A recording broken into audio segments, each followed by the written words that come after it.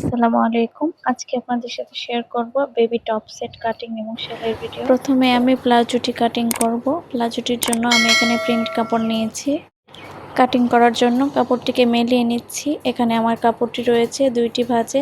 আমি কাপড়টিকে 2 ভাঁজ 4 পাট করে নেব। কাপড়টির মাঝখানে ভাঁজ দিয়ে আমি 2 ভাঁজ 4 পাট করে নিয়েছি। কাপড়টির বন্ধ সাইড রয়েছে আমার দিকে। উপর থেকে 2 ইঞ্চিতে মার্ক করছি রাবারের ঘরের জন্য।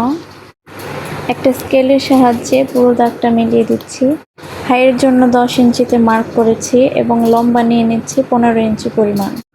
এবার হাইয়ের অংশ থেকে সুন্দর করে একটা শেপ দিয়ে নিচ্ছি বাঁকা করে। আপনারা আপনার বাচ্চার মেজারমেন্ট অনুযায়ী হাইয়ের অংশটি কাটিং করবেন। আমি প্লাজোটি 1.5 বছরের বাচ্চার জন্য তৈরি করছি। কাটিং অনুযায়ী আমি সম্পূর্ণ কাপড়টিকে কেটে নেব। আপনি যদি নতুন হয়ে থাকেন আমার চ্যানেলে তাহলে অবশ্যই সাবস্ক্রাইব করবেন পরবর্তী ভিডিও পাওয়ার জন্য। এখানে আমার কাপড় কাটা হয়ে গিয়েছে। এবার আমি 2 দিকে হাইয়ের অংশটি সেলাই দিয়ে নেব। একই নিয়মে 2টি পাশে হাইয়ের অংশ সেলাই করে নিয়ে এরপর আমি এখানে নিচে পায়ের মোহরের অংশটা সেলাই করে নেব। এখানে আমি পায়ের মোহরে একটু মুড়িয়ে সেলাই করে নিচ্ছি। মোহরের অংশ সেলাই করে নেওয়া হয়ে গেলে এরপর এখানে আমি হিপের লাইনটা সেলাই করে নেব। প্রত্যেকটা সেলাই আমি ডবল সেলাই দিয়েছি, এতে করে আমার সেলাই করে যাওয়ার সম্ভাবনা থাকবে না।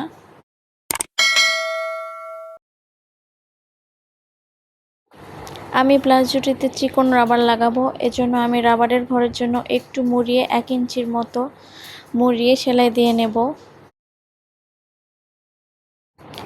আমি অফ ক্যামেরায় রাবারটি লাগিয়ে নেব। এখানে আমার রাবার লাগানো হয়ে গেলে প্লাজোটি আমার কাটিং সেলাই করা কমপ্লিট হয়ে যাবে। এরপর প্লাজোটিকে আমি সিধে সাইড করে নিচ্ছি।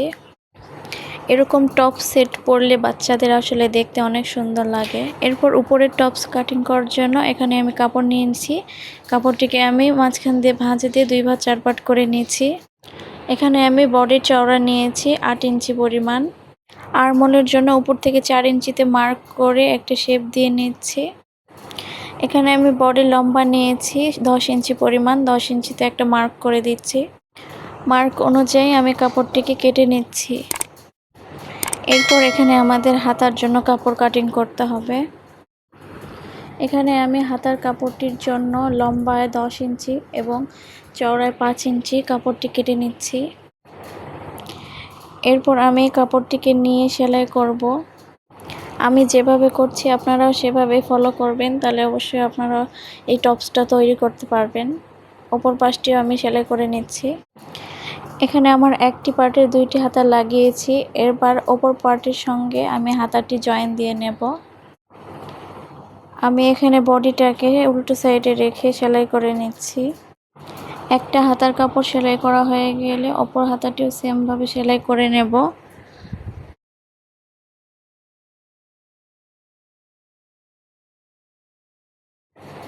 এখানে আমার 2টি হাতার কাপড়টি জয়েন দেওয়া হয়ে গিয়েছে। এরপর উপর থেকে 1 ইঞ্চি মুড়িয়ে আমি সেলাই দিয়ে নিচ্ছি রাবার লাগানোর জন্য। আমি এখানে অফ ক্যামেরায় রাবারটি লাগিয়ে নিয়েছি।